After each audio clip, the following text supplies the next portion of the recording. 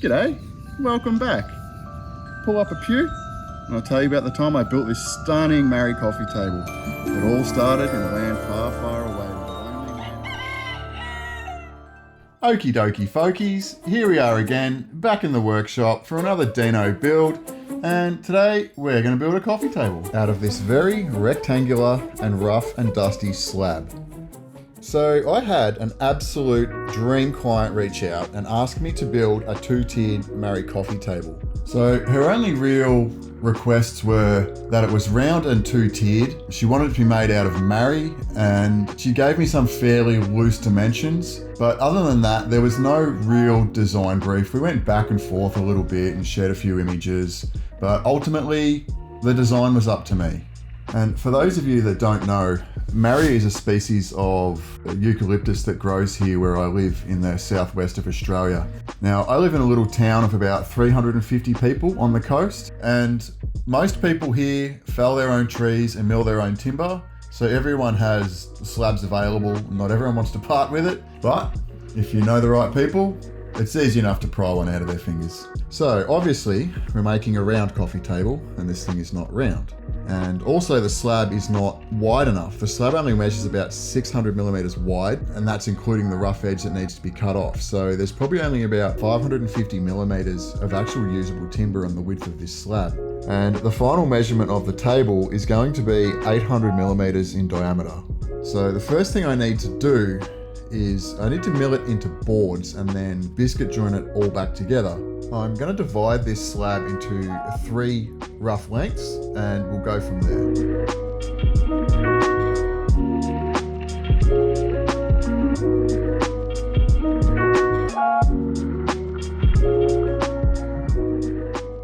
So now that we've got our slab split in 3 roughly equal pieces, we have to take one of these live edges off just to create a flat surface to run against our fence. So here you can see I'm just setting up my poor man's track saw.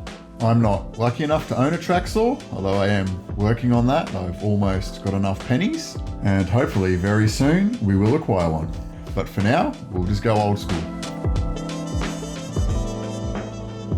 So here I'm just ripping everything into boards, and I'm trying to avoid as many of the voids and defects in the timber as possible. Although when working with Marri, it's kind of inevitable that you're going to run into some sap veins and some knots and some defects. But lucky for me, my client really wants to make a feature of those things. And that's something that I really resonate with when it comes to building. Now, I know there's a lot of people that use resin and stuff like that in their pieces, and I have nothing against resin. It's not something I like working with, and personally, in my opinion, I just don't like the look of it.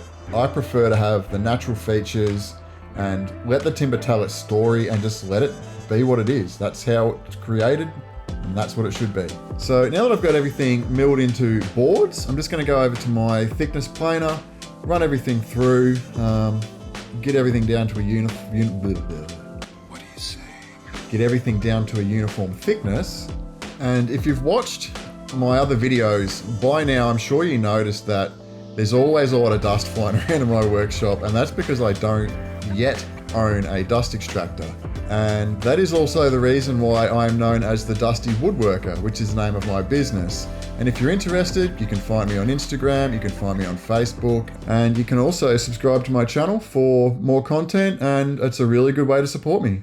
So I've just orientated the boards in what I think is the best layout, and just want to show you guys some of the defects that are pretty common in Marri. You can call them flaws, I call them features, and these are the kind of things that I like to celebrate. I feel it tells a story, I feel these things are beautiful, and I really don't feel like they need to be covered up or hidden. So for me, I leave it in. Luckily my client feels the same, so that's what we're going with. And now I'm just going to run everything through my small bench jointer. I actually have a big jointer, but the other one was closer, so I just used that and made my life a bit more difficult than it had to be. Here I'm just working out the best way to avoid a lot of the defects and a lot of the cracks within the slab, whilst maximizing the really solid areas of the slab. We definitely want to celebrate the characters and the features of the wood, and we want it to tell its story. What we don't want is, we don't want vulnerability and weak spots within the piece that are going to create problems down the road, because we don't know how this piece is going to be displayed, how it's going to be used. So we want it to be as strong as possible, and we want it to be as functional as possible also. So I'm pretty happy with how everything's lined up. It's looking pretty good. So now I'm going to go ahead and mark out where all my biscuit joins are going to go. And yeah, we'll pop some biscuits in and we'll glue this bad boy up. Now, because I've got 2 glue ups to do here, I've labeled one A and I've labeled one B. And there's 3 boards in each glue up. So I use numbers and letters, A1, A2, A3, B1, B2, B3, and that just helps with the orientation and you just know how they go back together. So I feel like this is a good opportunity to talk about how underrated a biscuit joiner is in relation to the way more expensive domino joiner by Festool. And I would love to own a domino jointer, and it is on the list. One day I'll get one. But a biscuit joiner is equally as good, and it really does a fantastic job. If you can afford one, I would highly recommend getting one. And you don't always have to buy the best tool first. I always think that you should buy the best tool you can afford within your budget, see how often you use it, and if you can justify spending that extra money because you use it all the time, that's when you should upgrade to the next level tools. Now, the one good thing about a domino jointer or a biscuit joiner is when you're doing glue ups, it really helps to just align the panels and just get everything really flat, especially when you're making things like tabletops or you're doing really wide glue ups. It really helps stop the boards from lifting, and it just keeps everything straight and level and just helps add a lot of strength and a lot of structure to the piece. So now I'm just going to whip up a little circle cutting jig for my trim router. And if you'd like to see a video of how I made this, drop a comment below and we can definitely do that.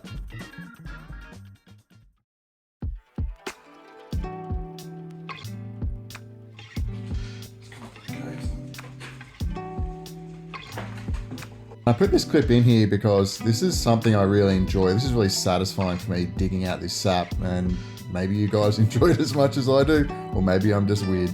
Stay away from him, looks like a weirdo. And now it's time for some sanding, and I mean, look at me go. Now you can see my trusty router jig in action, and I've just got a small straight cut bit chucked up into my trim router, and I'm just going around and around and around. I feel like it's important to say that if you're doing this, you don't want to go down any more than probably 1/4 of an inch at a time. A good rule when using router bits and doing this kind of work is to incrementally only go down the depth of the size of your router bit. So for example, if you're using a router bit with a 1/4 inch shank, you probably don't want to go down any more than 1/4 inch at a time. It puts a lot of strain on your tool, puts a lot of strain on the bit, and the last thing you want to do is get to this point in your project and have a bit snap or bend and just really make a mess of your work. So just take your time. Go slow, especially if you're using hardwoods. Periodically blow your sawdust out. It just stops it binding up on your bit and causing any issues. And my router bit only lets me go down so far until you essentially run out of length of router bit. So I just finish it off with the jigsaw, and then I'll use a templating bit to trim off the excess that the jigsaw didn't get. And as you'll know, if you've ever used a jigsaw blades wander pretty easily, especially when you're cutting through thick material. So stick to the outside of the groove.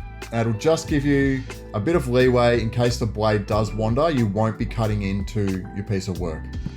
So we've cut away the bulk of the material with the jigsaw, and I flipped the piece over, and I'm going to use this flush trim bit, or templating bit as they're also known. It's got a bottom bearing on it, and that bearing just rides against the surface of that groove that we made a little earlier on with our straight cut bit. After a little bit of sanding, I chucked up a small round over bit into my router and put a round over on the top and bottom of each piece. Remember, we've made 2 of these panels because it is 2-tiered.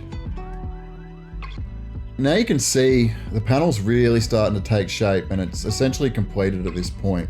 Which leads us to the next step in the process, and that will be making the center supports, which will tie in the base of the table to the top of the table. So this is where I could really sort of express myself a bit more within the piece. And this is where the creative freedom sort of came in a bit more for me. And I'm starting to think about how I want these legs to be, or these supports.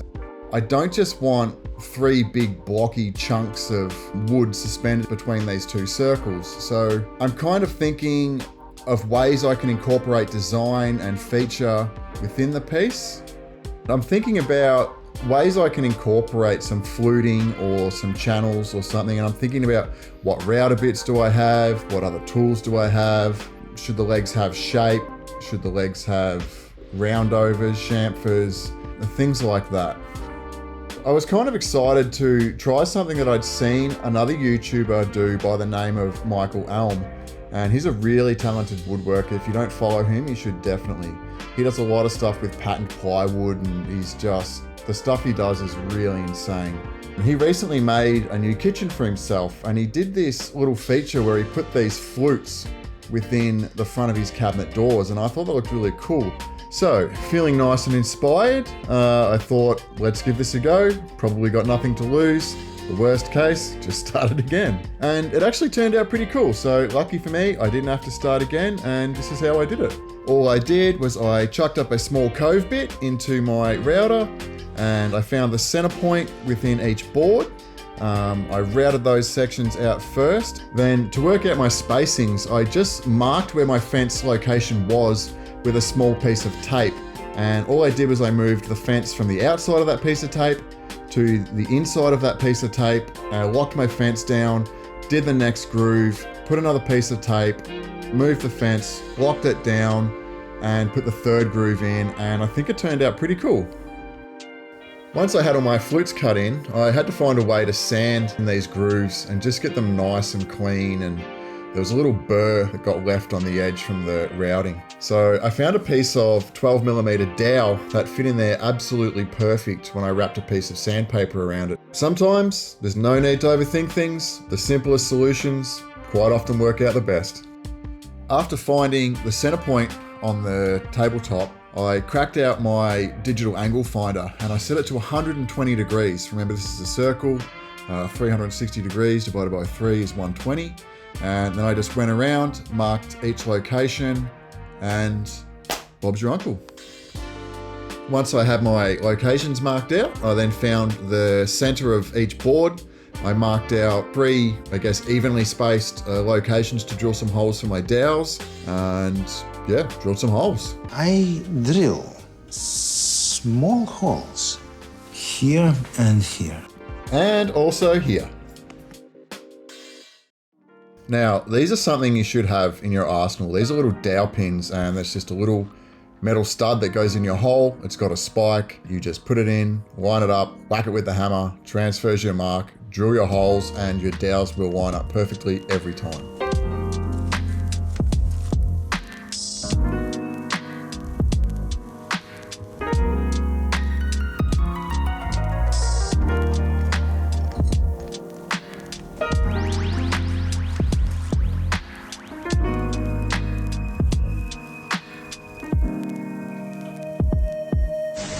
And this is a little tip I learned from some old school woodworkers. Chuck a piece of masking tape around your drill bit. It just ensures you know where to stop, you won't go too deep, you won't run into any problems, and you're good to go.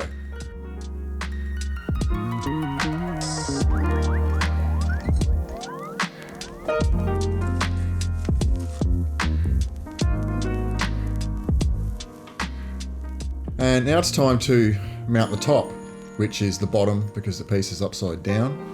And I'm not going to worry about dowels for this part because no one's ever going to see it. I've just lined the base up and I've just drilled some pilot holes. I'm just going to pop some 50mm screws in and call it a day.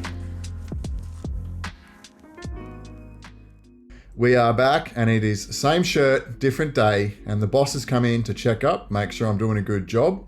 And she has brought to my attention that she is worried about this thing rocking, and the bottom of it is such a big flat area. It would really not take much to make this thing wobble and rock around. The best way to eliminate that issue is to put feet on it, and the best number of feet to eliminate rocking is 3. Now, I'm not worried about the table not being flat. I'm worried about people's floors not being level or flat. The feet are just going to future-proof this so it can sit on basically any surface.